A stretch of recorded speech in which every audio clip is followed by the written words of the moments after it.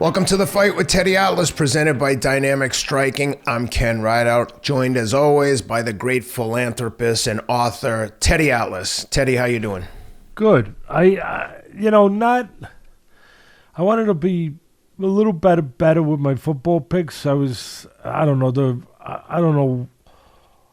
the Ravens and the 49ers, so I split over the weekend.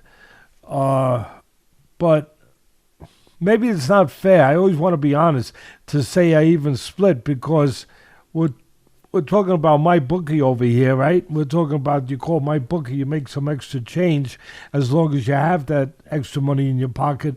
Never gamble with money you don't have. Never bet over your head. Please, please.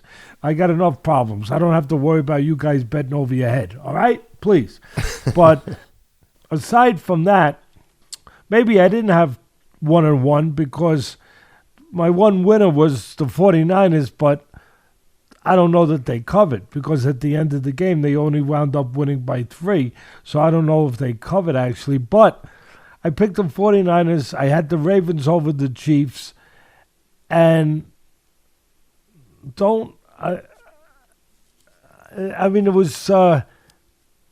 was a tremendous game. The Chiefs and the Ravens. Terrific game.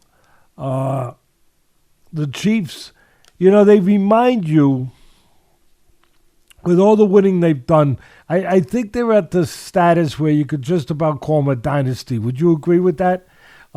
Yes. And with all the winning the Chiefs have done in the last, 6 years, whatever it's been, 2 Super Bowls, what truly stands out, your former team, the New England Patriots, they had a real dynasty, obviously. And the things that the Chiefs and them have in common is they both had great quarterbacks, not even special, just get right out, Teddy, and say it. Great quarterbacks and great coaches, and they always had the right receivers too. The Chiefs obviously have Mahomes, they have Andy Reid, the coach, and they have Kelsey.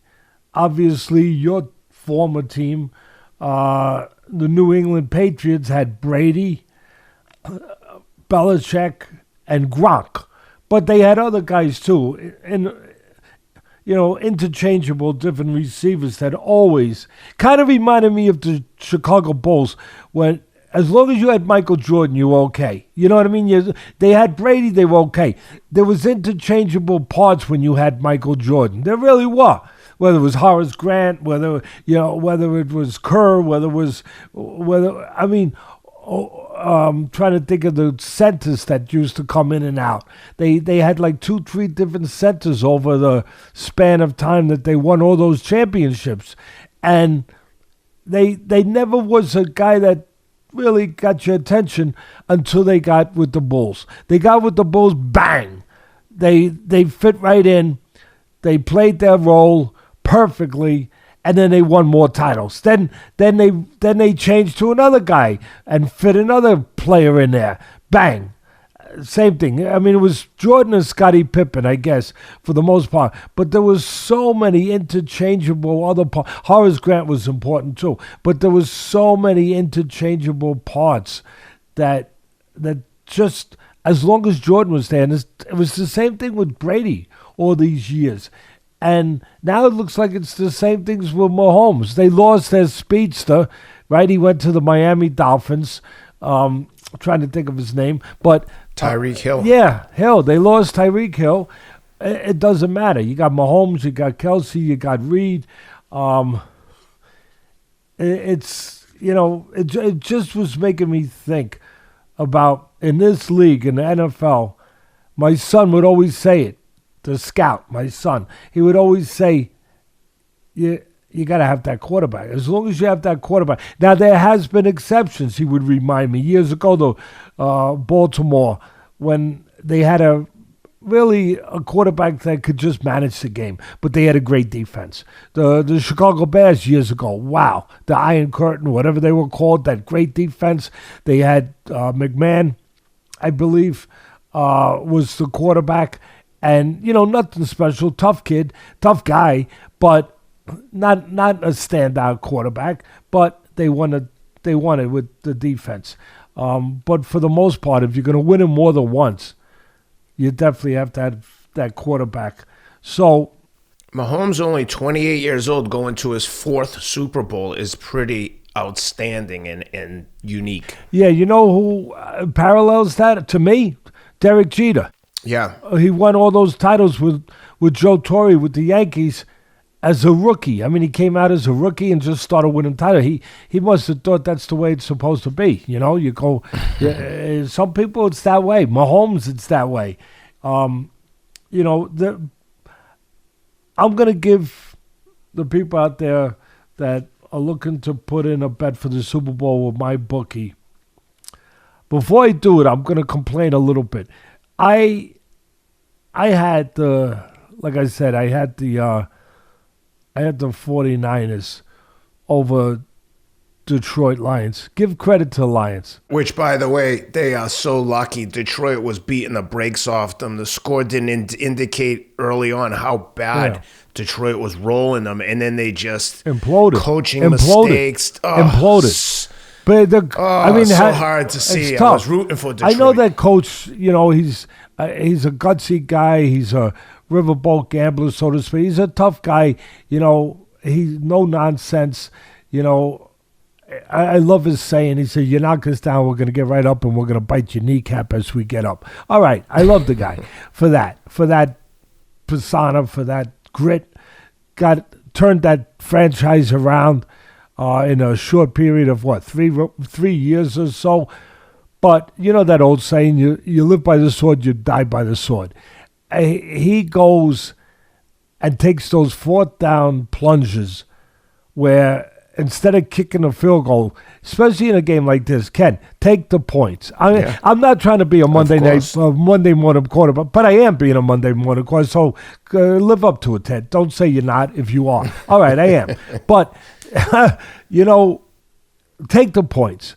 2 times he decided not to take the field goals, and he went for it, and they failed both times. Psychologically, that does something to your team. Obviously, it does something to them on the scoreboard. And at the end of the game, instead of having to have 2 scores, they could have been in a position to only need 1 score. Well, look, again, all speculation. You can't assume anything. All speculation. If my aunt had right? So, yeah, all right. All speculation. But still, it was frustrating. I felt bad for them. They played so hard. But give credit for the 49ers. I mean, the way they came back with, the way they obviously always believed that they were going to come back and win that game, even though they were down by the amount of points. I think it's the biggest comeback in the history in the NFL for an AFC, or that would be NFC championship game. I believe it was the biggest comeback for an NFC title game, being down at halftime the way they were. But I'm going to give a pick. We're going to push all that aside. I'm not going to wait a week. I could wait a week. I'm going to give you something now because maybe you want to get in if you're prone to betting. You might want to get in a little early because the lines will change. Or you might want to wait a minute and figure out which way the lines are going to go. Because right now, I believe the 49ers are 2.5-point favorites, which is kind of hard to believe you're going up against Mahomes and Kansas City, the team I just finished talking about for 10 minutes. But, all right. They're 2.5-point favorite. Maybe you want to wait. Especially when you consider how San Francisco looked early against Detroit and you think about what Kansas City was able to do against Baltimore, who looked like world beaters all year. I mean, Kansas City looked great. San Fran looked very beatable. So I'm surprised that they're a favorite. But I agree. But where I disagree with you is, for me, it's the mental side is everything. 75% of my business in boxing is mental. No different than other endeavors in life. Anything where there's risk, and in business, whatever it is. And for me, the 49ers, even though you're professionally supposed to be ready for everyone, for me, the 49ers may have taken the Lions a little bit, at least early on, for granted.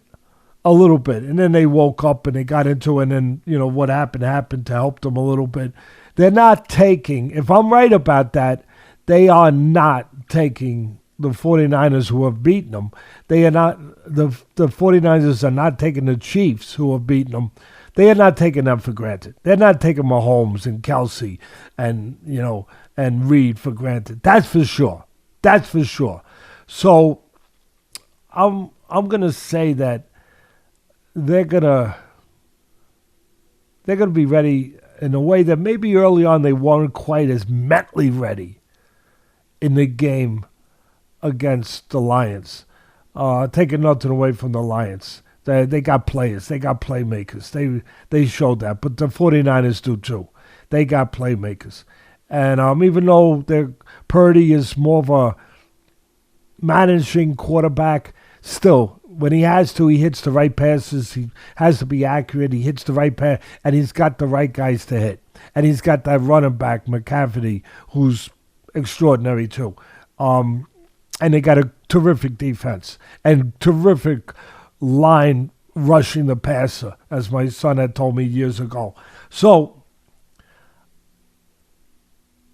maybe you want to wait. Maybe the money comes in late, because money's going to come in, right? Wouldn't you think money's going to come in on the Chiefs, Ken? With Mahomes and, what they are and their dynasty, and you can't count them out. I would think that money's going to come in late. Maybe the line goes from 2.5, I don't know, to 1. I don't know. I think so. Maybe. Whatever you believe. Whatever you want to put it in, here it is. I'm putting it in the oven for you to take out. Whenever you're ready, whenever you think it's time, it's baked right, take out and go and bring it to my bookie. I'm taking the 49ers. I'm going to say that finally, after losing twice in the last 5 years in the Super Bowl, I believe that's what it is, I'm going to say they're finally going to get it. They're finally going to get it. They got a terrific coach too. Reed, of course, is special. They're finally going to get it. And the thing that I'm going to leave you with, all the things that I'm impressed with about the Chiefs. You know what I'm the most impressed with, Ken? What's that? The class and humility that they show through all of it.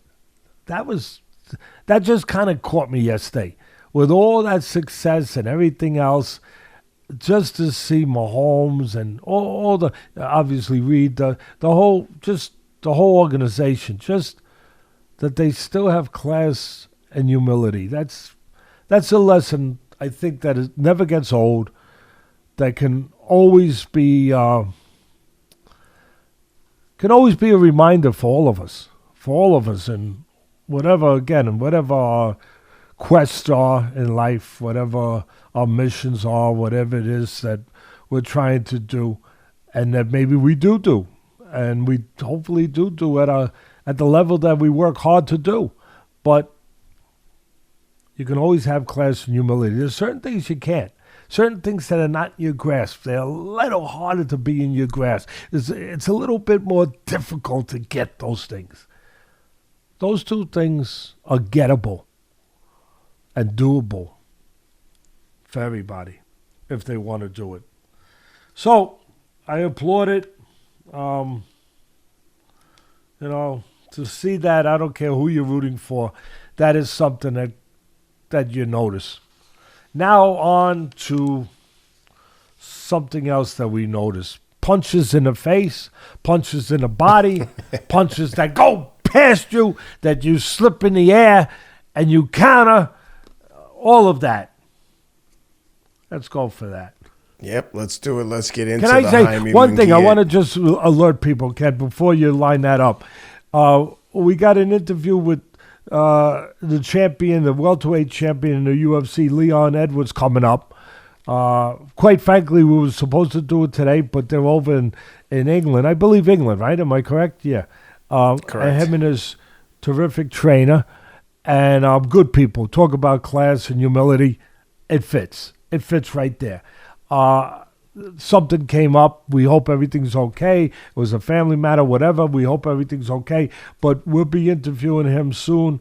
Also, I know we're supposed to be interviewing Andy Lee and Joseph Parker, and they got that, obviously, Parker, they got that big fight coming up with Zay Lee. So I guess they're in training camp, but we'll figure that out. I know we're going to get that interview because they said we would get it. They're men of their word. And Keith Sullivan, my friend and the attorney for my foundation, charity foundation, who does so much help there and so much good, who's also helping us get a national commission along with Dan Donovan and Pedro Martinez Fraga. But I know and Keith Sullivan is also co-manages a fighter with Andy Lee, a prospect, Patty Donovan, who's a prospect out of Ireland. I think he's about 12, 13, 14-0. Yeah, he's one of the top prospects coming up. So I know we'll get that interview. And also I just want to put people out there, just kind of put the alert on to be looking when the time comes, when the fights come close, to look for a couple fight plans that me and Ken did in New York City recently. One on Fury Usyk and one on Ngannou and Joshua. So once those fights get closer, those fight plans will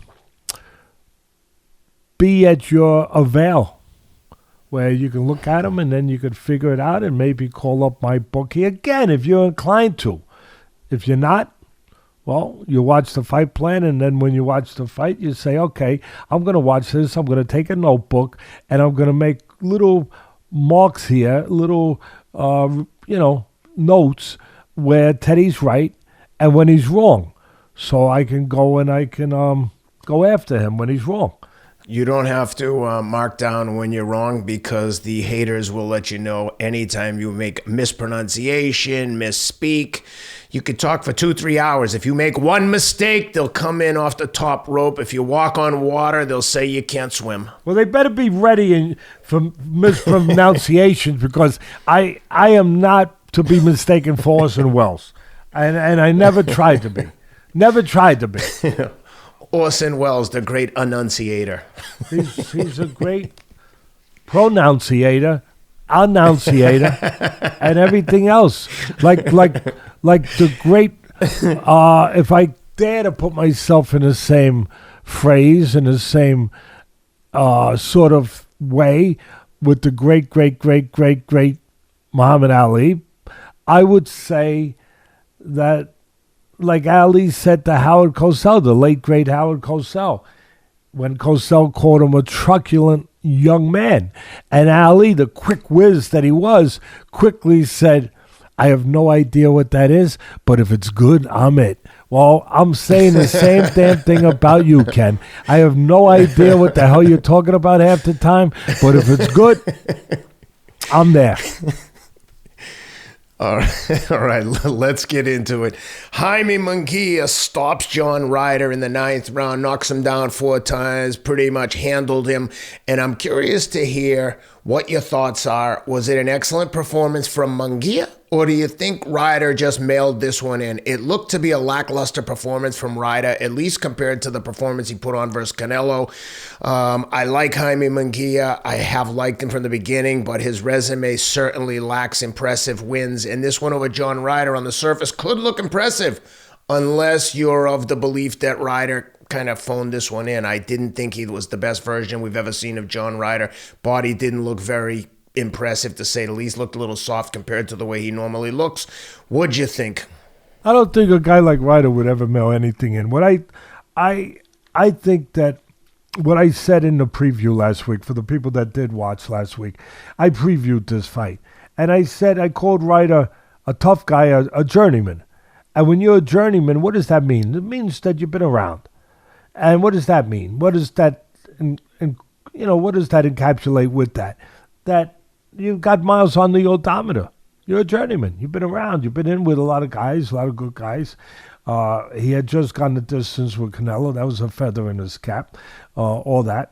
But when you're a journeyman and you've been around, he's 35 years old, I believe, and you've been around, which I alluded to for a reason, you start to get shop one. Munguia, I think he had a better performance than Canelo had. I'm taking nothing away from Ryder with the Canelo, but I think Canelo didn't have the greatest performance that night. But credit Ryder. He had a great performance that night. But now he's got a few more miles since then on his odometer, the journeyman. And sometimes you never know when those miles start to show. And I think they're starting to show a little bit. And also the size and just the strength of Munguia. He's a big, strong guy. He's a good body puncher besides, being a good, strong puncher to that. He's a guy, when he was first coming up, just a big, raw guy. He reminded me of a middleweight version of George Foreman, so to speak. And very raw, very great. And he's still raw, but he's getting better. And I've said that. I said it in the preview last week, Ken. He's getting better. He's improving. A lot of people don't see. He is. He had a tough fight with Lomachenko, but, he wound up going through the fire and then getting to Lomachenko when he needed to at the end with body work. And just he shows a great chin, great heart. I mean, just that great Mexican spirit and fortitude and just national pride that so many of the great Mexican fighters have, with that great history that they know every time they get in a ring that they're representing that means something. It means something.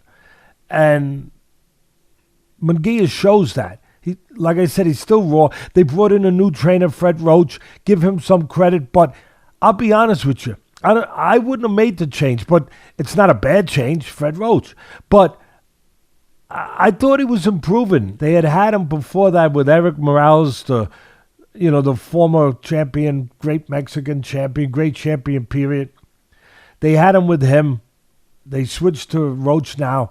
I thought he was progressing. He's a work in progress. Again, it sounds funny to say a work in progress for a guy 43-0 now, but he is. And I'm going to do something that doesn't get done too often anymore. I'm going to credit Oscar De La Hoya and Golden Boy. I am. Because when they need to be knocked, they get knocked. But when they need to be credited, they should get credit. They've done a good job, a hell of a job developing this guy because he was raw. And they could have put him in too soon. They could have made a mistake. You could also say, oh, yeah, they built his record as garbage. You could say all that. Meanwhile, he's won world titles. He's made money. And he's in line now maybe for a mega fight with an iconic fighter now, right? Like Canelo.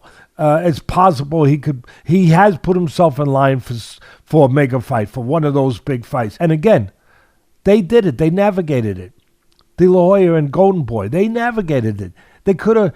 This is a guy, if you made a mistake and thought, oh, I have a big guy, he's got a great chin, he can punch, I'll put him in. You could have got a loss real quick. He's got flaws. Everyone does. But he had that many flaws. He was that green. So they built around his strength. They knew what to do, and they also knew what not to do. Sometimes it's more important to know what not to do. They knew what not to do with him. I credit De La Hoya. They've done a good job to get him to where they gotten to. And he's still got flaws. Maybe Roach can help a little bit again. I thought he was developing in those areas. I really did. But that's their choice. Okay. I think, to answer your question again, Ken, I think it was a combination of Ryder being a journeyman, more miles, on that car, getting a little bit worn. He looked a little worn as the fight went on. He looked a little worn. But give credit, Munguia did what he had to do. I would say that Munguia, I like the way, I had said last week that he had options how to go in this fight. Ryder had no options. What I meant by that was Ryder had to fight inside. He's a short, stocky guy. He's got to fight inside. He's got 6 losses now. He's got 7 losses. He has to fight inside. Munguia's a long guy. He's got long arms. He's tall. He's got that size, that skeleton. He's moved up already a few weight classes. He has the option to fight outside, get full extension on his punches, or go inside. And I thought he could do either. I thought he could go into the home territory of Ryder, into the turf of Ryder on the inside, into Ryder's wheelhouse, so to speak, and get the better there too. And he did. And he also did on the outside. I thought he was better suited on the outside with his jab and straight right hand, the southpaw killer, because Ryder's a southpaw. I thought that showed in the second round when he scored a knockdown with a nice jab, nice straight right hand, scored a knockdown with Ryder. Ryder survived it. Ryder had some rounds. He came back. I think it was the 7th round. He had a good round. He came back, but he was getting worn for the most part. Between the jab and the right hand of Munguia, the body work every once in a while, he was getting worn down. I will put this warning out there, and a buyer beware. Yeah, buyer beware with the Munguia. He is vulnerable. He got hit jabs by Ryder, clean jabs. He got hit. This is what worries me. When he steps up, and that time's coming. It's coming now. You're 43-0. It's time. It's time. It's time. Who's that? Who's the great announcer for UFC? It's time! Bruce Buffer. There it is. There it is. And I'm not stealing any lines. I tell the person, that's his line. I'm not a thief. There are thieves out there. There are a couple in the fogs, that are out there, that are around, that sometimes grab other people's things and they forget to credit them. But it's just a lapse of memory, I'm sure. But getting back to this, he's going to have to step up. And when he steps up, the couple things that worry me the most, yeah, he got hit with the jab clean. And that means if he gets hit the jab, the punch behind that could hit him too. But what really worries me the most as a trainer for Munguia, that he hasn't improved yet, is that if you punch with him, you can hit him. If you time him, you can hit him. And these better fighters at that next level, 2 things. 1, they can punch. And 2, they will time you. They will punch with you. That's the difference from some of the guys you've beaten already. So, and exactly what do I mean? I mean, like, while he's throwing, there's just a little too much space, a little too much, and the experienced guys can punch right. Ryder did it. Ryder punched in between the shots and caught him a couple nice, clean punches, Ken. Really. But Ryder wasn't able to affect him to the degree he would have had to. But he got his attention, but he couldn't take him to that next point. Those other guys can. And Munguia has a great chin. But really, nobody has a good enough chin when they face guys who can punch, who can time you and hit you clean. Sooner or later, everyone's chin succumbs, to the, hey, look at Muhammad Ali, who had a better chin than him. But when he fought Joe Frazier, 15th round, in that fight of the century, left hook, dropped him, got up, great chin, dropped him. But Munguia has to correct that. Now I guess it's in the hands of Roach. So, that's to earn his money, that's what he's got to do. He's got to improve. He's putting punches together better. I've seen that progress. He didn't used to do that. He has progressed in those areas. He's gotten defensively better. He uses his legs sometimes. He mixes it up sometimes. But that flaw that's still there, that stands out, it's like it's an eye, it's an eye swell for me. It's a eyesore for me, as the old timers would say. I see it and I'm like, that has to be repaired. That's something you can't get away with, where you get time because as you're punching, you're just a little too fat, and the guy can punch in between. Or he can catch you coming in. Those two things, he must get better. He must correct that. Where otherwise, in one of those fights with the next level guys, somebody's going to time him. And so at the end of the day, he got the job done. He put some nice combinations together. I want to, let's see, I want to see exactly which ones I want to give him credit for. But he, in the sixth round, Ryder did catch Munguia coming in a little bit. And of course, he did use the jab, as I said, that did well. But I thought that there was a knockdown. I forget if it was third. I think he got credit for another knockdown in the fourth that I didn't think Munguia really scored a knockdown. I'll be honest with you. I thought the ref got it wrong. I thought it was a jab to the shoulder, and he was off balance, but he got a knockdown. I thought in the third round there was a clean body shot that had hit Ryder, and Munguia didn't get credit for that one. So, I thought it got kind of mixed up a little bit. But in the ninth round early on, when it got ended, Ryder dropped 2 times. And the way he got dropped was pretty good by Munguia. Munguia bet low, took his eyes down a little bit, and then he threw a looping right hand up high, hit him on top of the head, and dropped Ryder, who again I thought was getting a little worn out, and looking worn out, looking shop worn. And then that was the first knockdown of the last round, the ninth round. Turned out to be the last round. And then the second knockdown, Ken, was a right hand to the head, and then a left hook to the body. Really, really well placed. Very nicely placed. So anyway, what I want to finish up with this, I think the fans would like to hear this. Where is he now?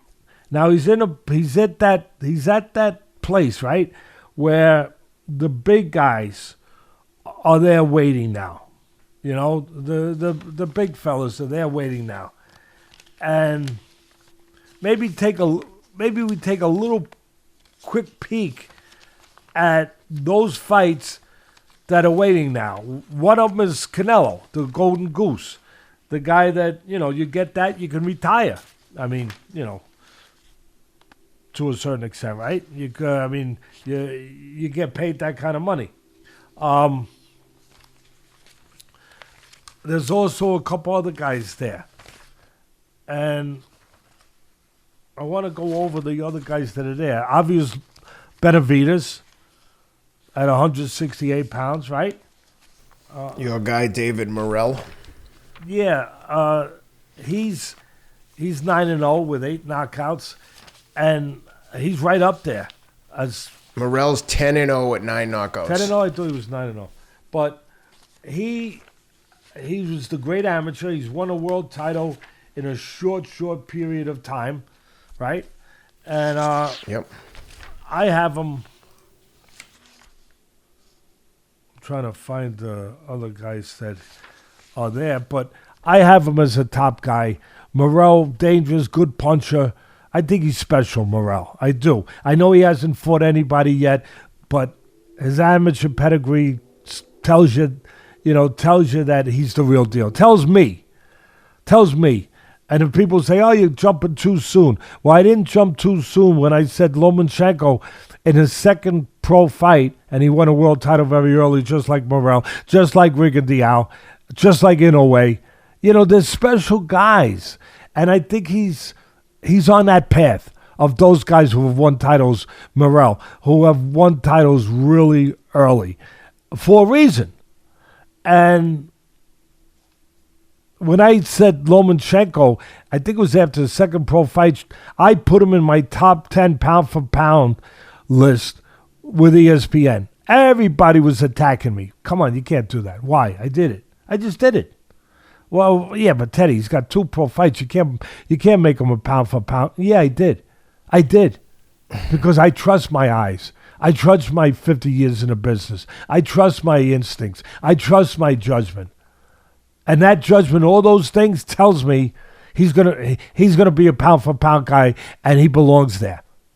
And sure enough, it got proven out okay, But I was taking a little bit of heat at the beginning. So the fights now I don't think, Morel, as I said, very dangerous. I think he's real.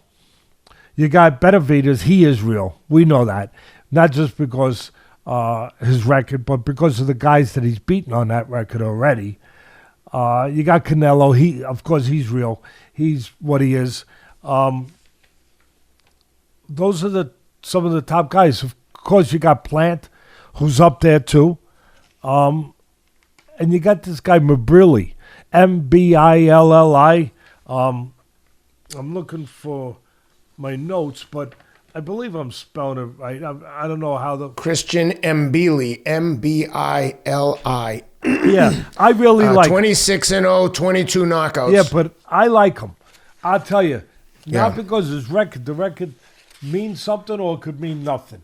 For me, it's because of what he is, what I believe he is. Just like what I said about Lomachenko, at an early point, what I thought and believed that he was. Mbilli, what he is he is a nightmare to fight. You get to fight him, you're getting an invitation to visit hell. Yeah.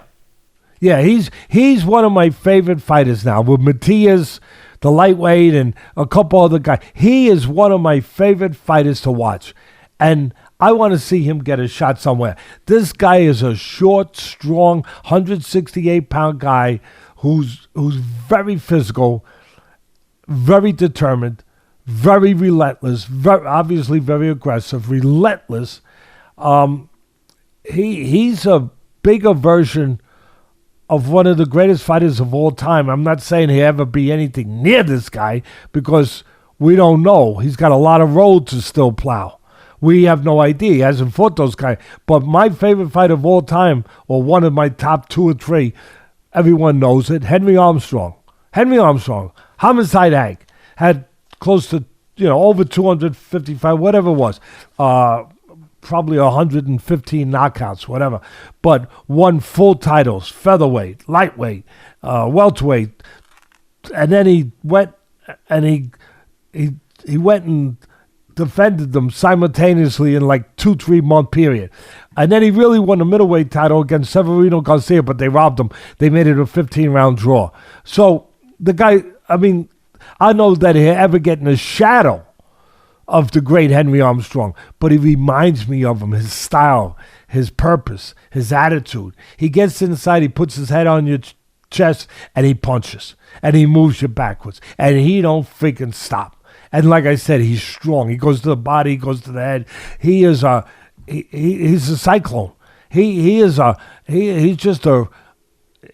rain machine. He is a rain machine. The only thing is that he rains punches.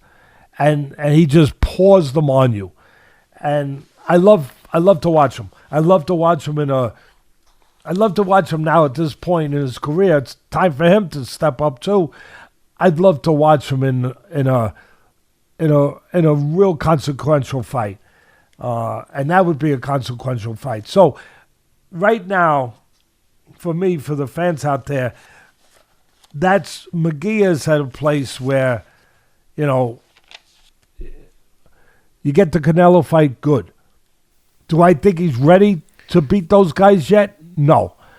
Well, I just saw a tweet that's saying Canelo's most likely opponents this year are going to be Jamal Charlo and then Terrence Crawford is what's being reported by I don't want to see Charlo. Sal Rodriguez from ESPN.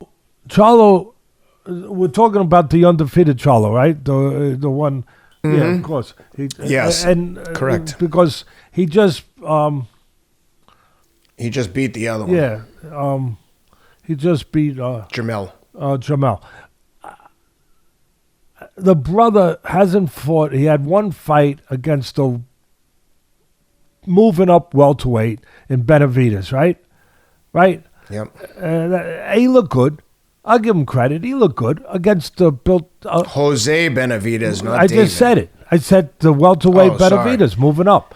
So yeah. Sorry, no, it's all I wasn't right. sure if we. No. I just don't want to confuse the fans. No, I don't confuse them. You confused them.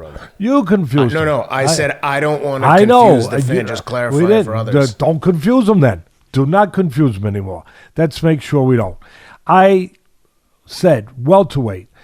Benavides, the welterweight Benavides, who has a few losses, couple losses, moved up to fight Canelo, right? And got paid. And Canelo looked good. Right, it was with Canelo, right? Yeah. That was the last fight, right? You're looking at it, right? And Benavides, gutsy guy, really should be welterweight. But that was his first fight in how long? 2 years? Over 2 years. He's had some mental health issues. He's had different situations. I'll tell you one thing. I can't talk about that and I can't trace that without, again, I can't help it. I get myself in trouble. I don't care. I'm a compulsive. I got to tell things that I believe should be told. I'm like the character, what's his name? Jim Carrey from Liar Liar, where I can't lie. Something happened to me. I can't lie, and I'm no perfect guy. I try to be better every day and not lie and not submit to those temptations to put yourself forward. I try to be better in those areas. I think we all try to be better. Try not to lie. But I would be remiss, and I would be overlooking something that I think should be said. That when Charlo fought him and hasn't fought for over 2 years, Charlo is one of the few privileged people privileged fighters out there. There's a few of them out there, right? But he's one. But this speaks to some of the problems, inherent problems in the game that I love, boxing. No matter what, he didn't fight for 2 years. This year it could have been 22 years. What happens? He doesn't get stripped. He keeps his title. Other guys get stripped. Other guys right away, they want to take this guy, Crawford's title. They want to take this guy. They take all the titles. But then there's certain guys, whether it's Canelo, whether it's Charlo, where, the guy could go on a hiatus for, he could decide to go and hang out with Grizzly Adams up in the cabin somewhere, and just go hunting for, small game and fox for maybe 3-4 years. And, start putting pelts outside his cabin and say, no, I had to get away from boxing. This is what I'm doing. I had to escape. And he'd still be champion of the world. he would still have a freaking title. And it's not right. It's part of the problems with boxing. So I had to put that out there. I couldn't help it. I couldn't help it. So Charlo, he's been looked out for, right? Is that fair to say, Ken? He's been privileged. Yeah. Is that fair? He's one of the chosen one. Is that fair? One of the protected one. Fair. Whatever. And so he hasn't fought for over 2 years. And now they're going to put him in with Canelo, the Golden Goose. Again, he looked okay in his last fight against the welterweight, right? But I'm not chomping at the bit to see that fight. Are you? No. Again,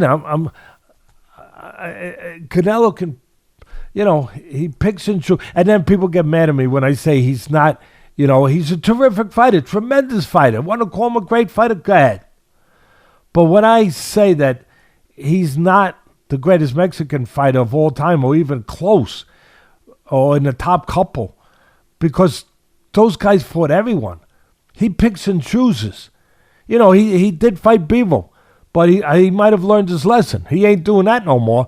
But, you know, and now he's fighting these other, again, he's got the privilege of picking and choosing, where we also have the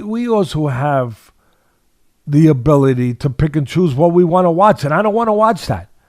You know, he's privileged in that way. He's got the ability to pick and choose because of the things I just think I mapped out pretty well or laid out pretty well. Well, guess what? We have to. I don't want to watch that. I'll watch him and Munguia. Now, where do I think Munguia fits? Because he's got to move up to those guys now, right? 43-0, it's about time.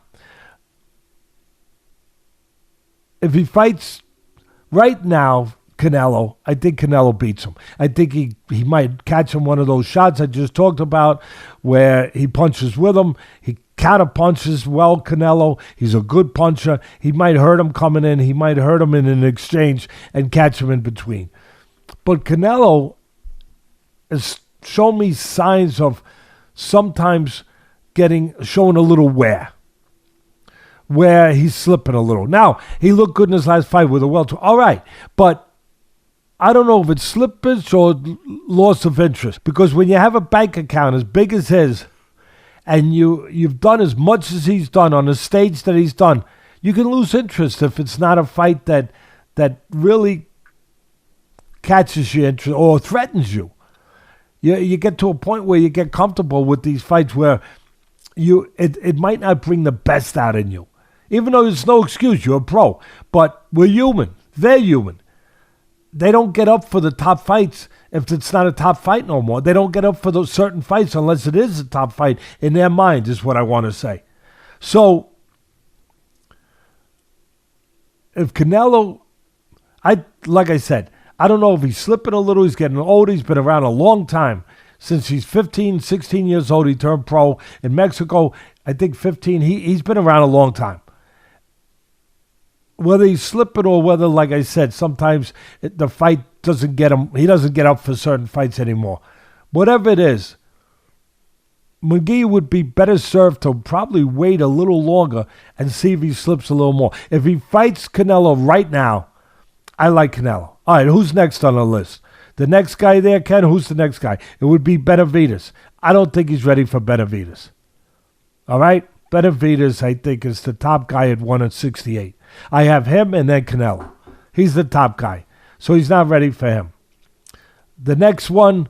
The only other one is Caleb Plant. I think that would make the most sense. I like Plant. Technically he's good. He's a gutsy guy. He's fought all the top guys now. You know, he's come up short with the two top guys. But he gives you everything. He has improved as a fighter. He has his last couple of fights. He has taken a lot of, obviously damage. But with his experience, he's not a big puncher, but he's become a pretty solid guy. And like I said, he only lost to the top guys. So, and he's lost. I mean, you could say he's lost badly to the top guys. He's obviously gotten dominated by the top guys. But we don't know if Munguia's the top guy yet. That's right. That would be, Ken, that would be, right? That would be almost like putting Plant and he's a former champ, but putting him in the category of, for that fight at least, of being the gatekeeper. Like, see if Munguia deserves to go on that bridge, to go across that bridge, to get through that gate. So that would, at the end of the day, I think Munguia might be too young still, youthful, young, strong, and confident. One of the sayings that I used to use when I was calling the fights, that Munguia hasn't learned how to lose yet. And there's a strength to that. There's a power to that. And I think that power, that strength would show in that fight. He hasn't learned how to lose yet. And he shows that pride. And he fights not to lose, really, when the moments come, like they did with Lomachenko. So I would favor Munguia. But to me, that would possibly be the most interesting, possibly competitive one. Because, like I said, I don't think he's ready right now for Canelo. Maybe a little longer. Definitely not for Benavidez. And not for Morrell. Well, if ESPN is right and Canelo's going to fight Charlo and then Terrence Crawford, both guys moving up in weight to obviously giving a slight advantage to Canelo there, that leaves what's next for Benavidez, Morrell, Christian and Billy. You know, like all those guys should be fighting each other. Well, that's what I think. They've all proven they can beat everyone else except each other. And like I said, right now I'm concentrating on what's next for Munguia. So for me, yeah, I know. No, it's fine. You're right, but I'm in that same neighborhood of what you're in right now. It all mixes together. But if I'm going to be definitive with it and concentrate mostly on who's Munguia goes next, obviously I stay away from Benavidez. I look for Canelo if you can. If you can get that fight, you make the most money and you got a shot. I favor Canelo. And then you stay away from Morrell. Because Morrell, you can't make the big money. No, because he's not up there yet as far as, that kind of name.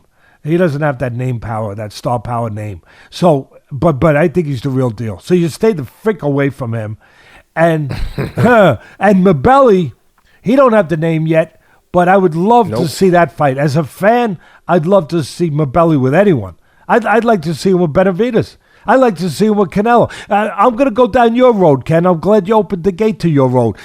I'm going to go down for those other guys. I'd rather see Canelo with Mabelli. I'd rather see him with any of the guys. Obviously, he's not going to fight Morrell or any of those guys.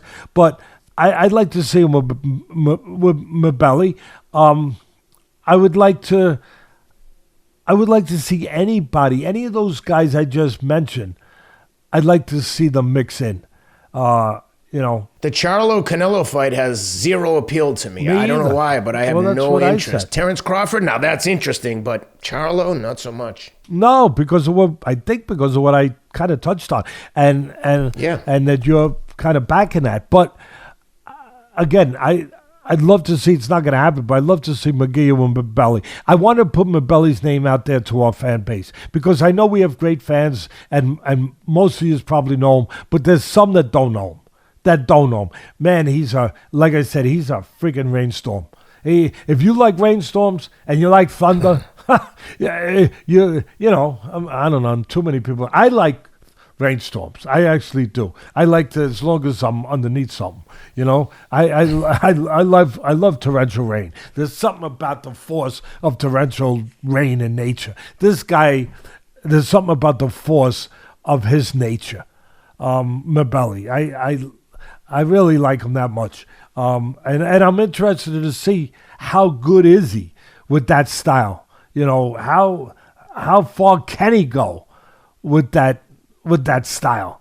But anyway, that would be the prospects for me in that super middleweight division. With those would be the guys. Those would be the guys. Yeah. Well, let's talk quickly. And one other thing, Ken, I want to just say for Munguia. And I think I really gave a pretty good x-ray of him. But he's also a classy, respectful kid. I made a note to myself. I didn't want to miss that. He is. He's a... I love his... I just love his makeup, his demeanor, his personality, his character, the way he conducts himself. It hasn't gotten to his head. He's become a star over there in Mexico. I mean, they make their fighters stars. He reminds me a little of Mikey Garcia in his personality. Yeah, I just think he comes across as a really good kid. And the one other thing I had to say was in that fight, in that promotion, the Zone promotion, Golden Boy promotion with Munguia.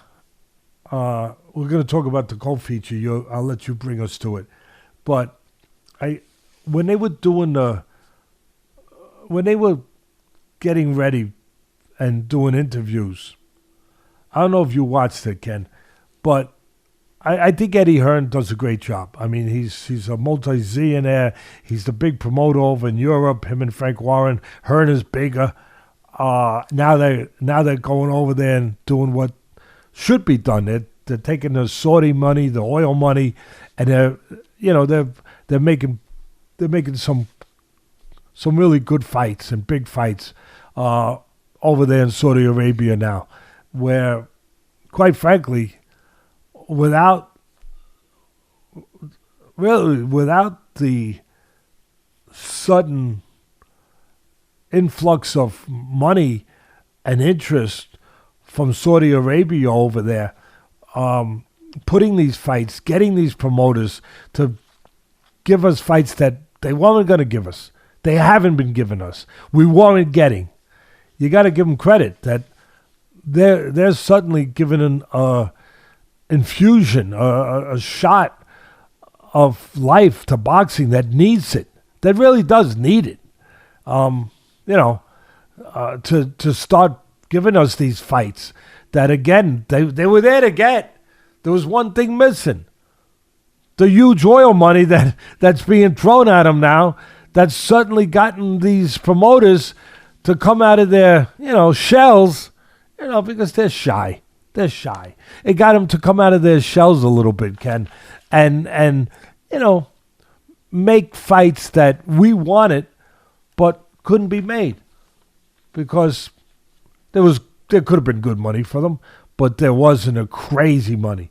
You start throwing crazy money, as the Saudis are throwing now at these promoters, you find out really the truth of boxing, that these fights could be made, but as long as they couldn't control everything because they wanted to control both sides, they weren't going to make it unless, kind of like what happened with Pacquiao and Mayweather years ago, unless the money becomes so enormous that guys like Arum and Al Heyman, whoever they were, whoever the characters were, the promoters were, it doesn't matter, that they could suddenly come together. They could suddenly, get in the same room together and say, okay, yeah, we'll make that fight. And right now, the fans are the benefactors of. I'm a part of me is upset that it takes that kind of money, because how long? I guess that could continue as long as the Saudis stay interested, but it shouldn't take that. These fights should be made with what's available, with the resources here. But listen, I could talk about that till the cows come home, and it wasn't going to happen. The only way it was going to happen when the money got big enough. And the only way that happened in a natural way over here was when Pacquiao and Mayweather got big enough, but then it was 5 years too late. The good thing about the injection of this money making it happen, this extraordinary money making it happen, is that it's happening now. So, and we're benefiting. The boxing fans are benefiting from now having a chance to get fights that they were hoping to get, but chances were they weren't going to get. So, but the thing was, when they were doing the interviews, Eddie Hearn, who of course, does most of the big boxing at the Zone, Golden Boy and him, right? And it was a Golden Boy show, but they had Eddie Hearn on interviewing him, and I get it. He's a big promoter. He's got a lot of juice over there. Again, he puts big fights on. I get it, but I don't need to hear him analyzing fights. you with me, Ken? Ken, are you with me? Of course. It's Ken. As bad as Oscar and Bernard Hopkins, the two biggest cheerleaders. I get it that you're the promoter, but you look like a caricature of yourself when you're jumping in the ring and pounding your heart when your fighter wins. Like, take a break, man. Like, the fighters do the speaking. I can't stand when they do that. But this is a little different. No, I agree. I'm just saying the whole show is like a sideshow. Like when we watch the NFL, we're talking about NFL earlier. When they're breaking down the X's and O's of the game, it's a coach, a former coach, it's a former player. You know, somebody who is entitled to do that has earned the right to do that. That, you know, that you can say, okay, I'll listen to this guy. You know, he's legitimate. He's got the legitimate right to break down the game. But they don't bring in the guy from NBC who's promoting a fight to break it down. You know what I'm saying? And look, I know exactly what you mean. Let Eddie Hearn tell us about the fights to look forward to. Let him talk about the fights he's going to make. Let him talk about the Saudi money that's being infused into the business that's changing the business right now, and fights to look forward to get us excited, to get the fans, because you have to have something to be excited about. So let him talk about that. That's his thing. But please, whoever's in charge there, and whatever network it is, think a little bit. Think a little bit before you say, I'm going to have him analyze and break down and do X's and O's of how certain fighters are going to win a fight and what they got to do to win a fight and what their style is and what their talent and how they.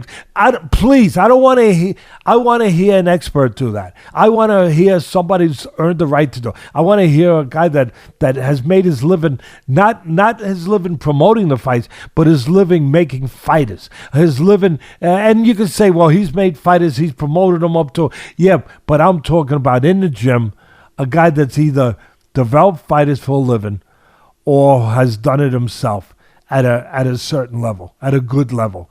I want to hear that. They earned the right to do it. And that's legitimate, what's going to come out of their mouth. I don't want to hear, and it's not just Eddie, any of those guys. It's not just Eddie. But I don't want to hear any of them. Ken, I don't want to hear them tell me something they heard a trainer say, and so they're going to repeat it, or something that they think makes sense. Or they don't know because that's not their thing.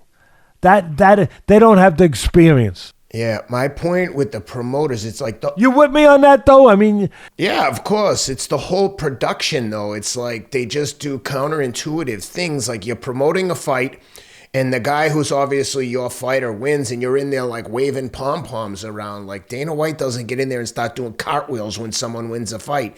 Like, it's so unprofessional. And to your point, I'm saying basically another version of what you're saying is like they'll do anything on the broadcast that the promoter who's putting the event on tells them to. And there's a reason that's traditionally not done. It looks unprofessional, biased, and it paints a picture that, yeah, something ain't right with this.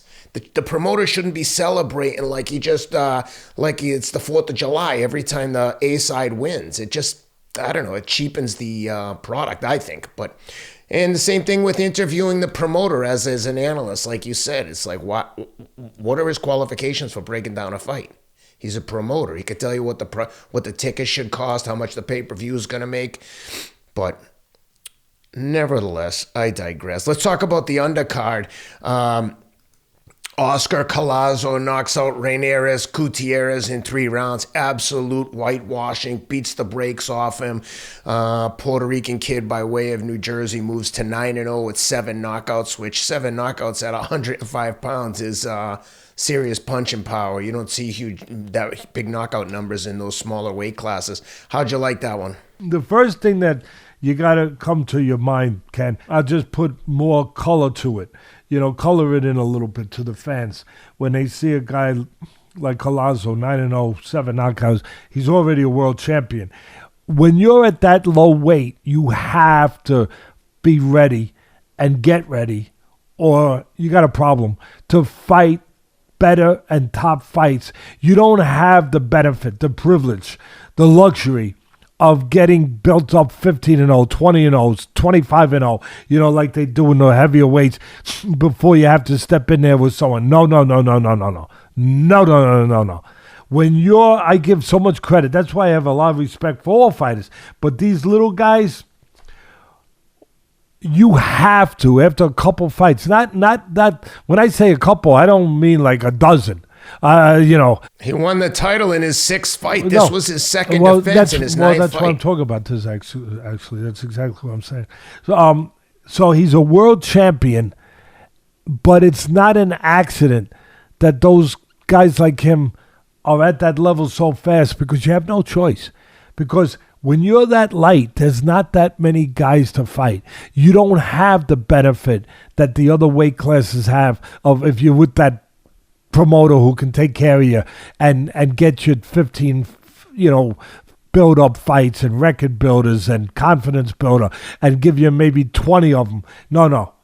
If you're 105 pounds or anywhere around those kind of weights, the straw weights, those kind of tiny weights, there's just a lack of opponents.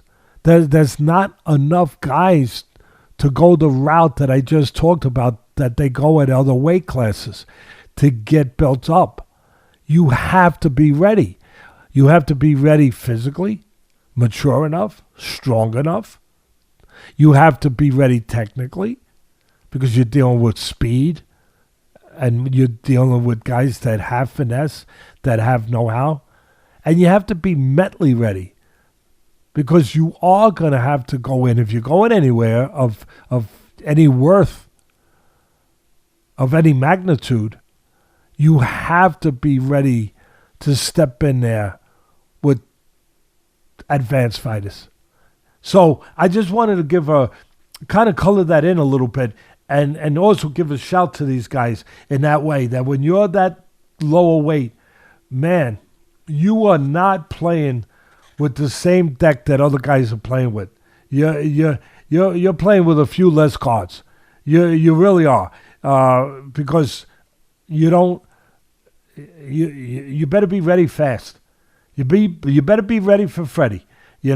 Like they say. Hey, you better be ready to really fight tough, good fighters after a few fights. After, a baker's dozen. And even less than a baker's dozen. Much less. A baker's half dozen. Like you said, Ken, 6 fights. You have no choice. Because there's not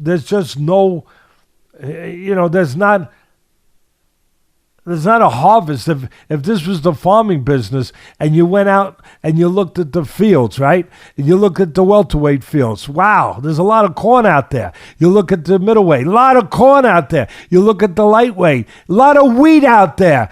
And then you look at the 105 pounds. There ain't much out there. Wow, I don't see too much out there, because there's not. You better be ready. So Collazo, he fought Gutierrez, who's really was a guy he's been untested. He wasn't ready, obviously, for Collazo. Again, you got to step in. Same thing for Gutierrez. He was only 11 fights. I think he was 10-1. Same thing. What's good for the goose is good for the gander. He had no choice. Why is he's not ready? I just said he's untested. He wasn't ready for this guy. But he had to be ready, because there's not that many fights out there to get ready. It's just not. So he got, exposed that he wasn't ready. Collazo, I like his style. I like him. He used the counter right hook. He's a southpaw. He's a pressure fighter, but he does it smart. Customato, the great Customato, my mentor used to say to me, Teddy, make haste slowly. Great saying. Great advice. And that's what this guy reminded me of. He makes haste slowly. He's aggressive, but in a smart, gradual, not over-anxious or careless way. He applies steady, responsible pressure. He takes steps. He's balanced. He moves his head. He's covered up really well. He did get caught a couple shots, but he's covered up pretty well. He was looking for the right spots, and he looks for the right spots. And he uses good technique to do it. And he showed that he's something that not everybody is. He's a good finisher. Once he hurt him in the third round, he placed really nice, accurate, smart shots. He showed a patient aggression. Like I said, 9 fights, and he's a world champion already. He had no choice. If you're going to be at that weight class, you got to get ready. He showed good counters off misses. He made a miss. He countered beautifully. I like one of the setups that he put together for the knockdown where he threw a left hand, from the southpaw position, a left hand to the body, and then a right hook to the head. He did that really nice. I like him. I like him a lot. Like I said, you got to sink or swim when you're at this weight class. Usually you get a chance, to go from the shallow end to the deep end before you go into the ocean. When you're 105 pounds, Ken, you do a couple laps in the pool, then you get right off to the ocean, and that's Collazo, like you said, 6 fights, world champion. He went from the jacuzzi basically, right to the deep end. I like him. I mean, at that weight class, you're not gonna. Unfortunately, you're not gonna probably hear and see a lot of them. I mean, what signature fights? There's not a lot of them out there. But the good news is he'll get right to them. You won't have to wait long because, right? Exactly. What else you gonna do? You're gonna shadow box in the gym? You know what I mean? So yeah. I like. I want to give him credit for that. I also his mother named him after. He's from Puerto Rican.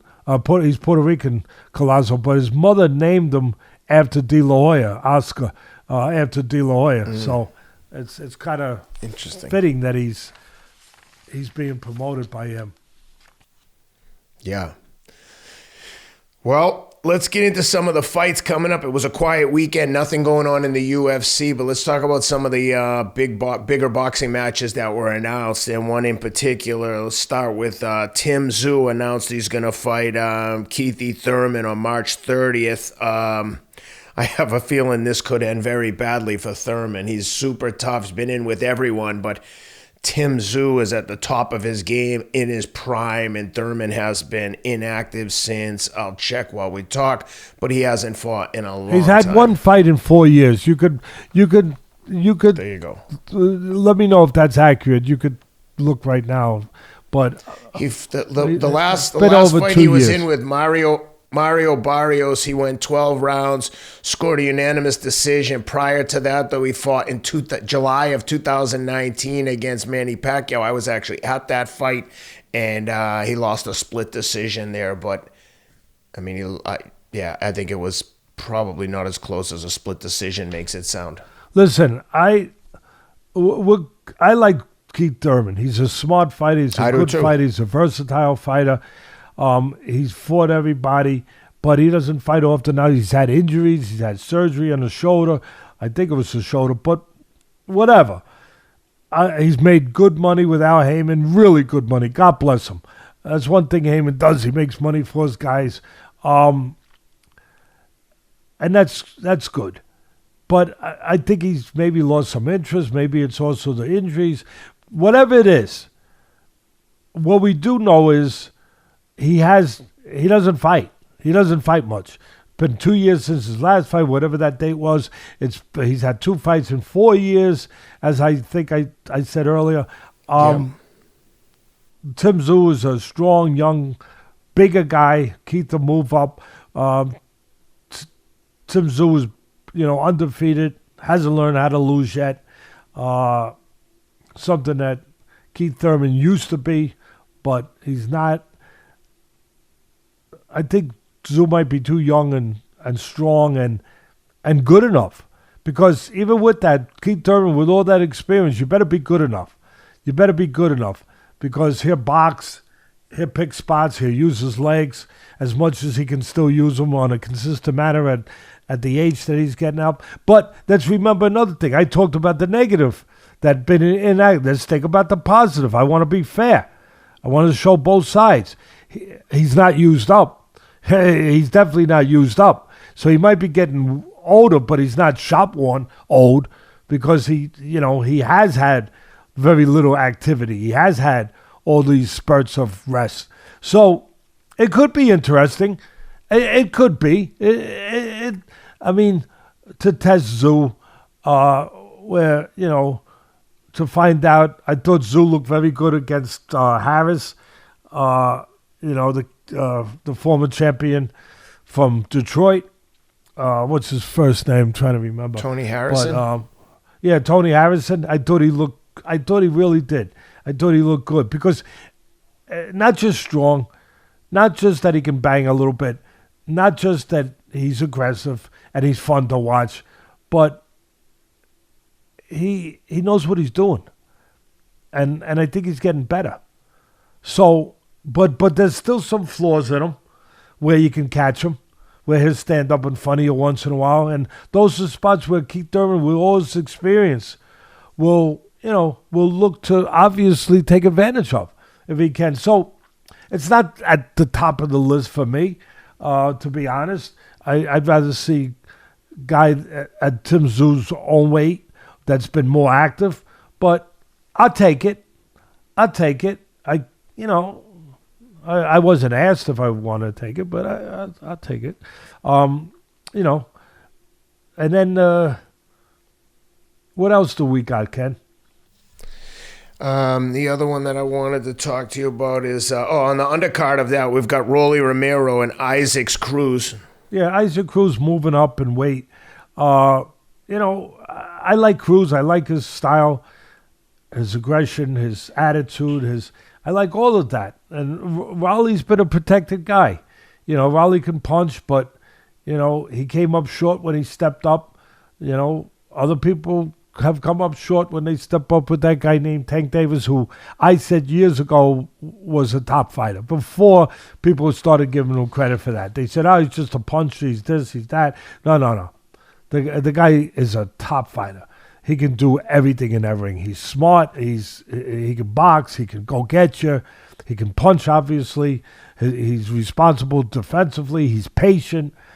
He is a problem, Tank Davis. So he got rid of course, Romero. But Romero has been protected. He got protected a little bit in a fight that he got hurt with the guy that's 40 years old, looks like he's 60.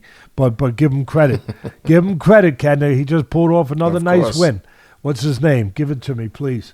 Give it to me, baby.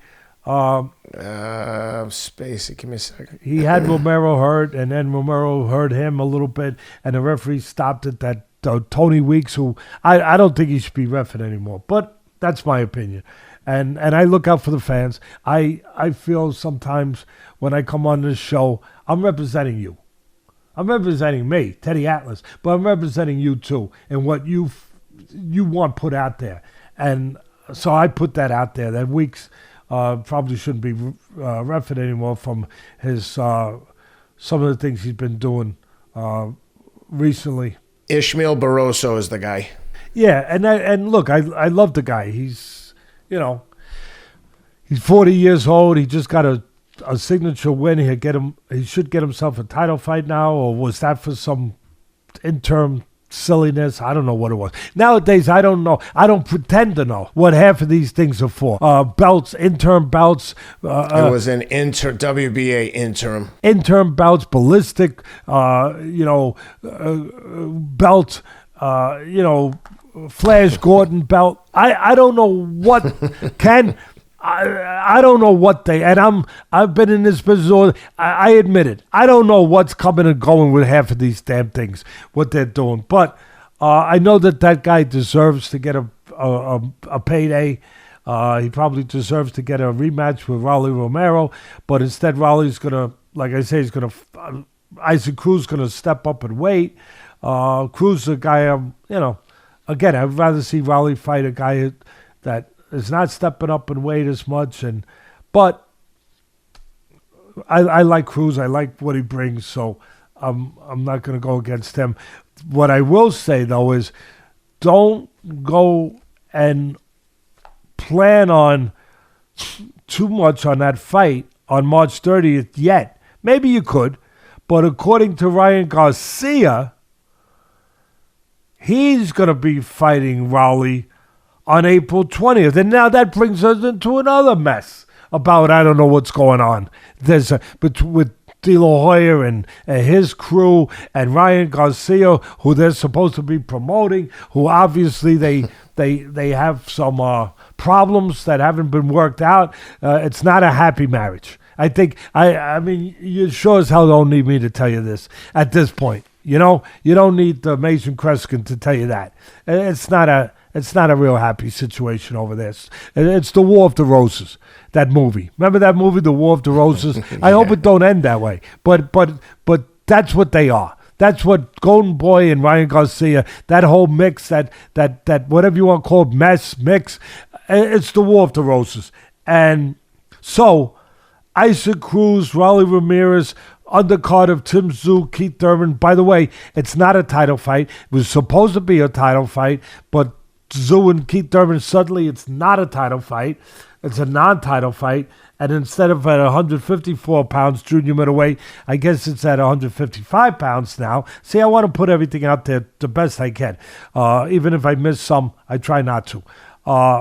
So March 30th, supposedly Isaac Cruz and Rolly Romero, but according to Ryan, no. He says he's fighting Rolly April 20th. So, Ken, what do you make of all that, Ken? The same as I make of it, nothing, and confusion. No. And it's less than no interest in that one. I mean, that's, I don't know. It is what it is. Also on the card, I guess you got Lara against Sarafa. Lara, I don't know how old Lara is, but I'll say one thing. I caught a lot of his fights. He was one of the Cubans that escaped from Cuba. He was a terrific amateur, and he came over, won a world title. I caught a lot of his early fights on ESPN. He's a southpaw. He's a good defensive fighter. Good fighter, like most of those Cubans. They learn their trade. A lot of them are, they have a great. I talk about the Mexican history. How about the Cuban history of great fighters? You got to put that there too. But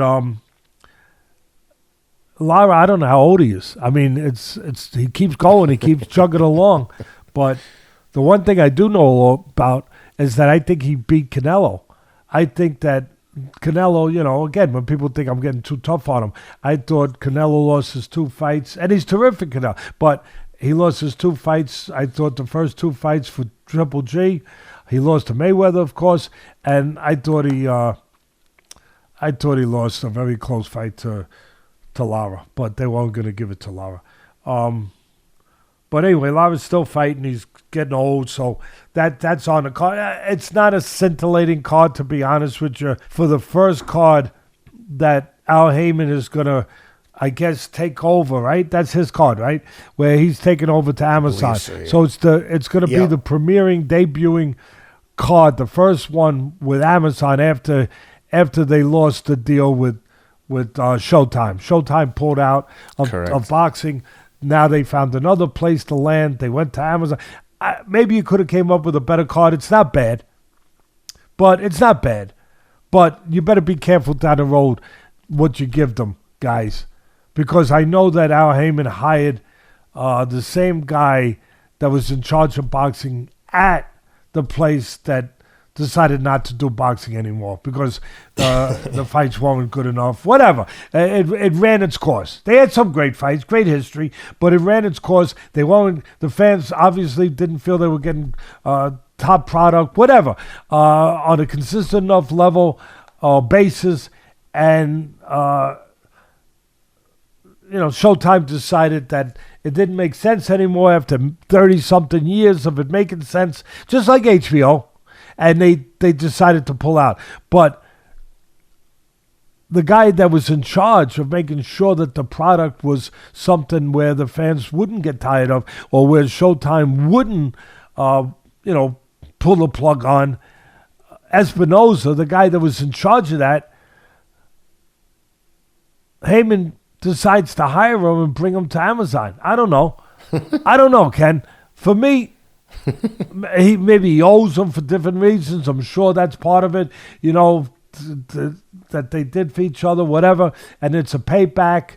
Maybe it's just plain loyalty. All right, I love loyalty. So if it's that, okay. But I just hope that you got your eyes open, because here you are over there now at Amazon, a new place. You want to stay there, and it's usually a better chance to stay somewhere if you give them good fights. And if you're taking a guy with you that wasn't given good fights, at least the last few years, you're taking a little bit of a risk. But he's the businessman. That's his choice. I hope it does well, because I hope boxing does well. Boxing needs platforms for these fighters to fight. So, yeah. Lara, by the way, is 40. Yeah, all right. If hopefully that's legitimate.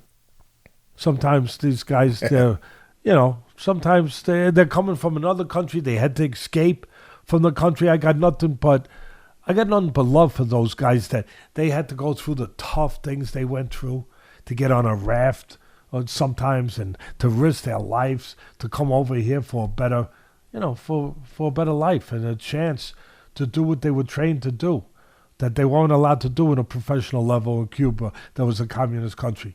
I got nothing but respect for those guys. But sometimes on those kind of travels, they could lose their birth certificate. You don't do you know exactly how old they are? The only way you know is one day they get in the ring and you say, "Oh my God, that guy's old." Yeah. Do you remember the pitcher El Duque from Cuba that also came over here yeah, of course. for the Yankees? Great money pitcher. Why wouldn't he be? He had ice in his veins coming from the regime he came from, having to see what he saw, having to overcome what he overcame. Why wouldn't he have ice in his veins? He comes over. He won so many World Series games with the Yankees, but God knows how old that guy really was. Yeah, true. Well, let's talk about another fight that was recently announced. Naoya Inoue against Luis Nery. This is a bit of a grudge match because Nery had a pair of stoppage wins over Japan's longtime champion Shinsuke Yamanaka, and after the first victory in August 2017, he was suspended. Nery was suspended afterwards for a banned substance. Zilpayaterol was found in his system. Nery argued that it was tainted meat from Mexico. Again? I've heard that somewhere We've before. heard that. More tainted meat? Come on. Go buy some Kobe beef. Buy Kobe beef. He was suspended by the Federation, the Boxing Federation, whoever oversees it, indefinitely, but apparently they're lifting the ban now to feed him to the wolf and let Naoya Inoue get some vengeance on him. So that fight's been announced for May 6th. That'll be an interesting one. Yeah, I mean, you mentioned Inoue had publicly stated, right, that he thought he should be banned, right? No, I didn't say that, but that's that they have bad blood with each other. I just want to put that out there because other. This way the people understand where this really comes from and how serious it is and how deep it runs. That Inoue did, and I don't blame him. I get it. He beat his compatriot over there, and then afterwards he tests positive. Then he tests positive, I guess, another time, right, Ken?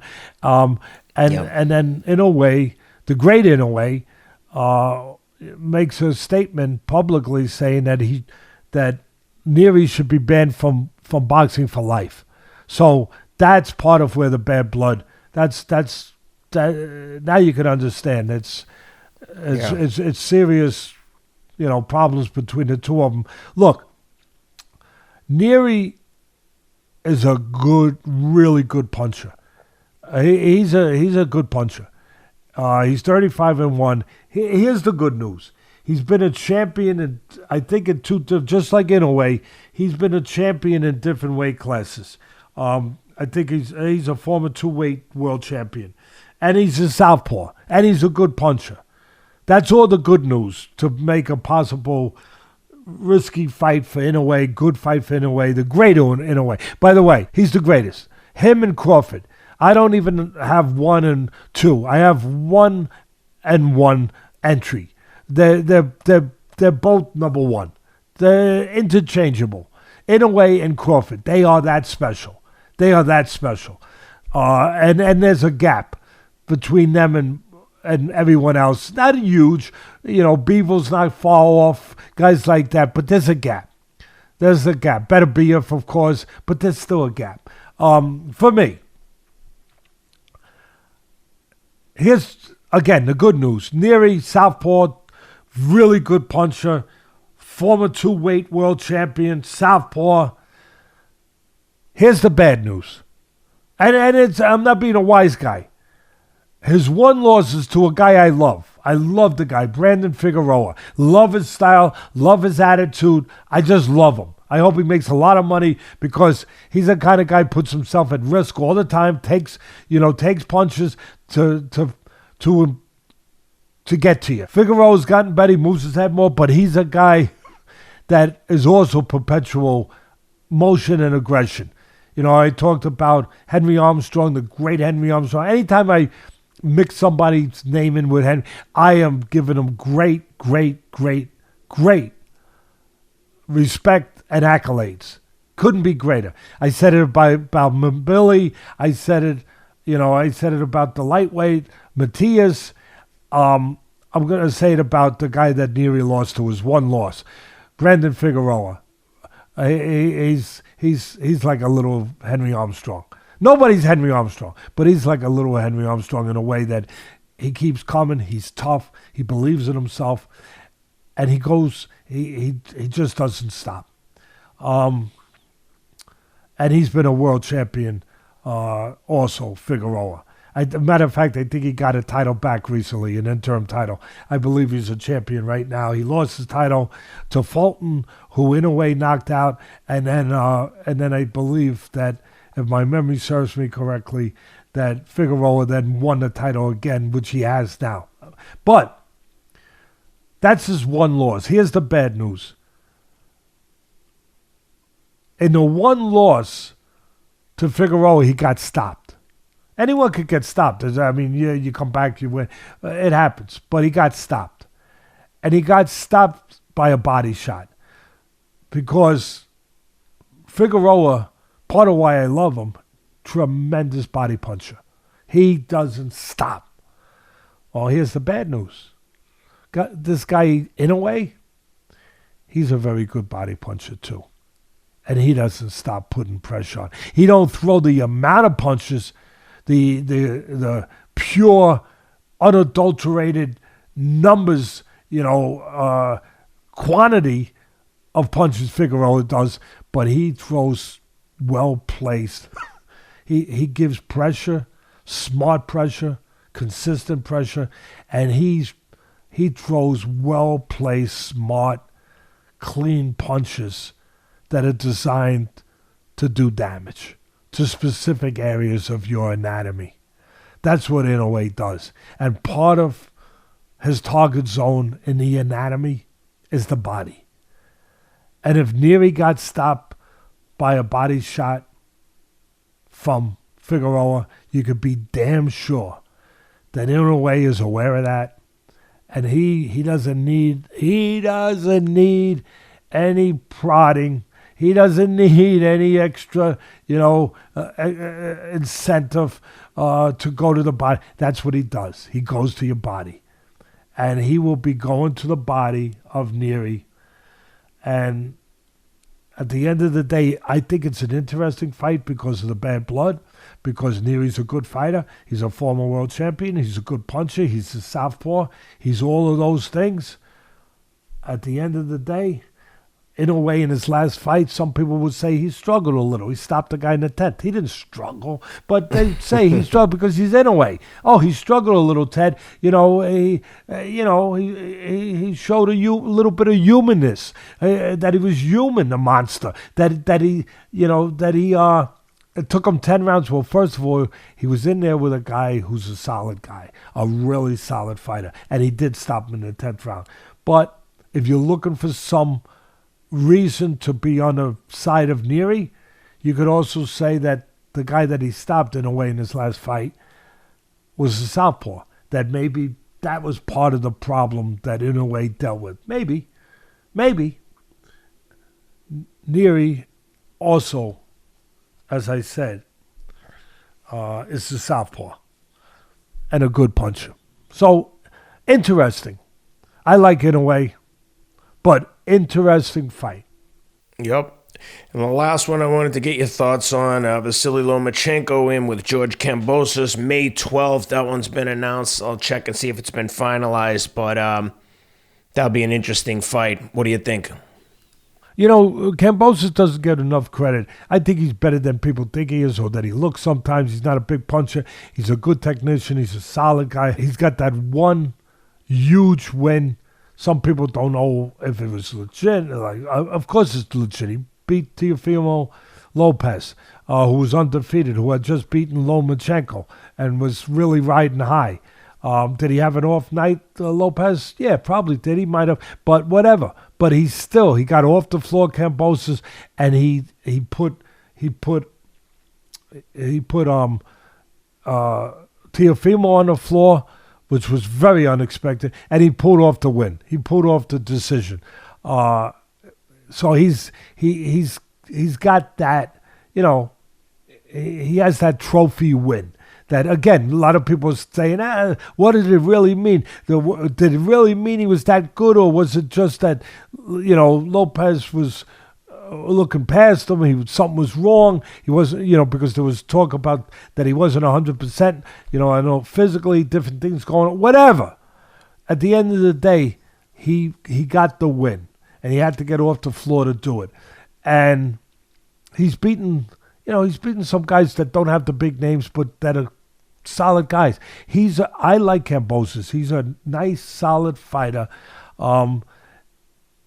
He's got his 2 losses, obviously, to a tremendous fighter, to Haney, and they weren't real close, but they were, but he was in there. He was, but they weren't real competitive, real close, and it was in his home country where he had that edge. But obviously Haney still won handily, but again, I think he's better than a lot of people give him credit for now. And Lomachenko, well, he's getting older. He looked terrific against Haney. A lot of people thought he won. It was a very close fight. Very close. I probably had Haney.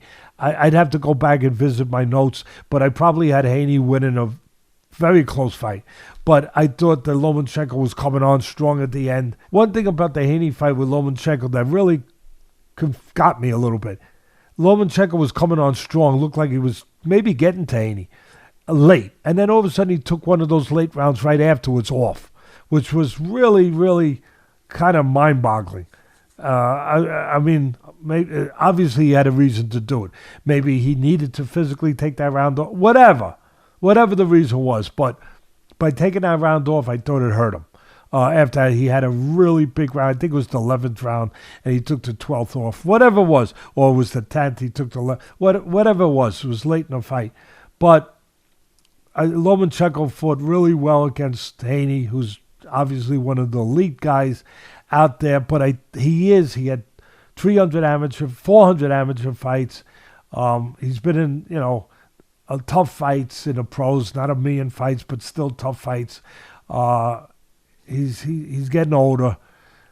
I think he's showing a little bit of that.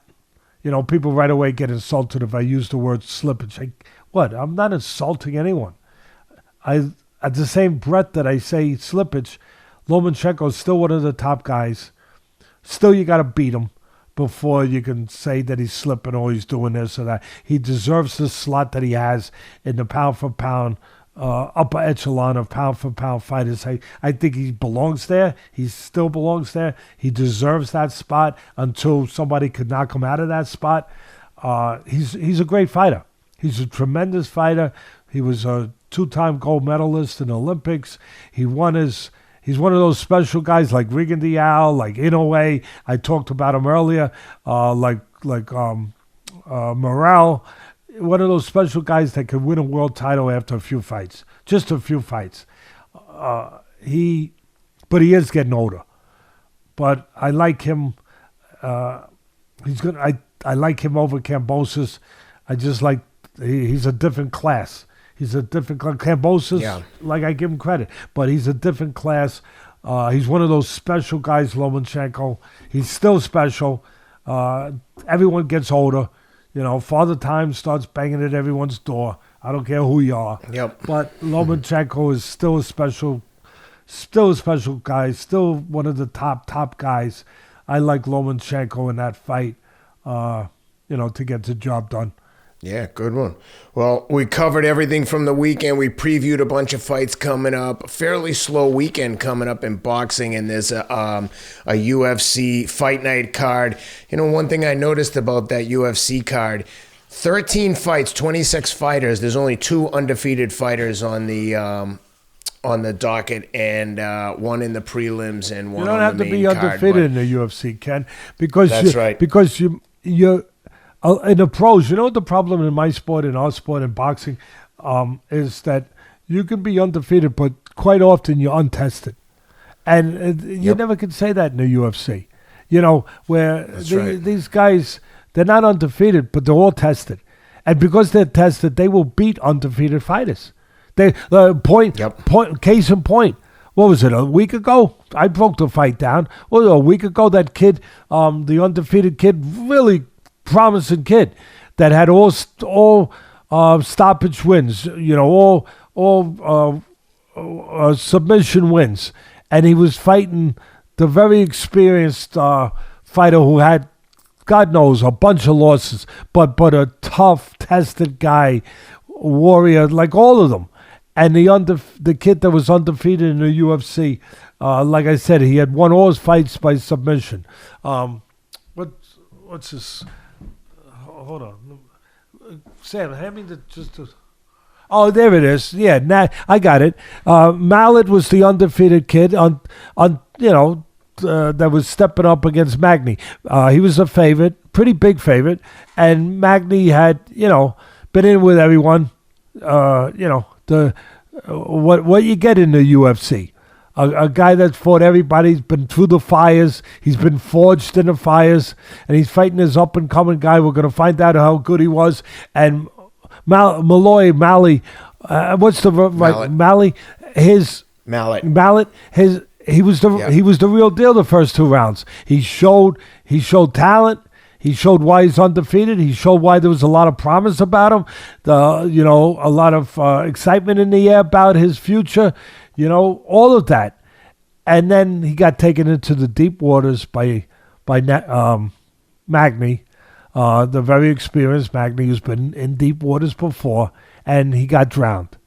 That's the UFC. And that's always the UFC. That you better be ready. You better be ready. You better never look at your opponent and say, oh, the guy's got 8 losses, 5 losses, 7 losses, 10 losses. No. It don't matter. The guy's still a Tyrannosaurus Rex. And you better be freaking ready. Yeah, that's it. Well, because and I'll leave on that. Because in the UFC, they are all carnivores. My grandson was so much into I got beautiful grandkids, Teddy, Joseph, Mara, Adeline. I'm so blessed. Me and Elaine, we're so blessed. But my little buddy also, they're all my buddies. But my little buddy Joseph, who lived with us for 4 years, and now they're gone, my heart is broken. But I'll get over it.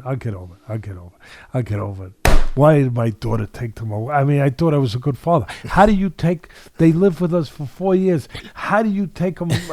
Because we have to live our own life, and we bought a house down in Jersey, and we lived with you for 4 years while we were looking, but we have to move on, Dad. Oh, all right. Oh, all right. Okay. I'm sorry. I regress. Well, speaking of little kids, Cameron told me on his way out the door today to tell you he said hello as he was hustling off to school.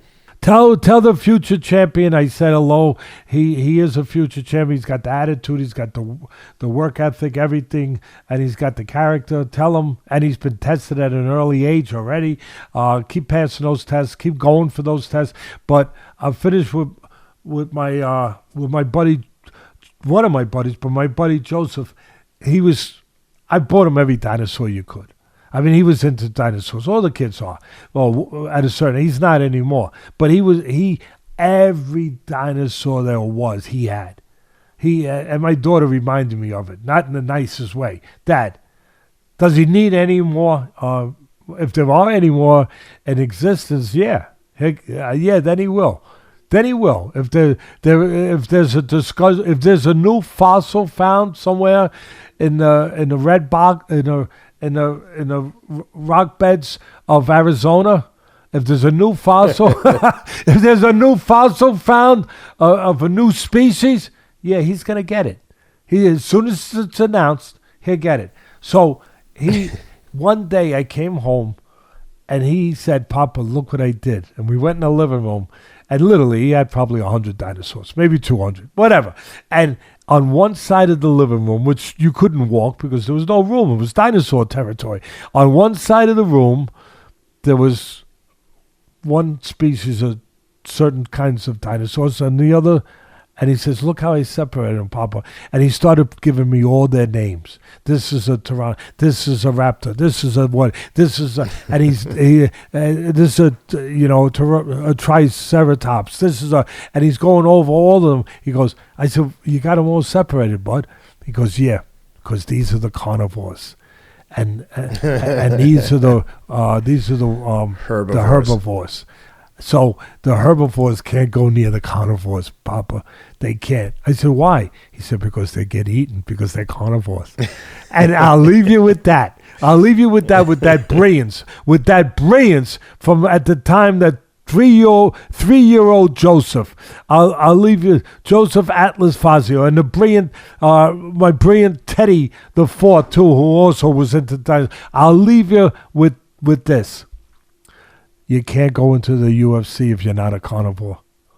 That's true. Because it's not for herbivores. That's it. God bless everyone. Have a great week. Everybody, Ken, Rob, everyone, Sam, and get ready with my bookie. And one other quick thing I want to add before we sign off. I want to give a shout out to the folks at Athletic Greens. If you've been with us, you know that the show is fueled by Athletic Greens. Myself, Teddy, the producer, Rob, our cameraman, Sam, we all take Athletic Greens. Athletic Greens is the all-in-one green drink. You take it 1 scoop in the morning every day. It's an insurance policy for your body's health and immunity. I'm getting ready to take a work trip to Miami, so I've got my travel packs packed with me. And if you want some travel packs, sign up at athleticgreens.com/Atlas, and Athletic Greens will send you 10 free travel packs with your first purchase. Again, athleticgreens.com/Atlas, the all-in-one green drink made only from whole food sourced ingredients, which is the critical component here. All the ingredients here are coming from whole food sources. They're not like fabricated in a lab. Check them out, athleticgreens.com. And the only time that you're allowed to be a herbivore. God bless. So long. Be safe. That's it. See you next week, everyone.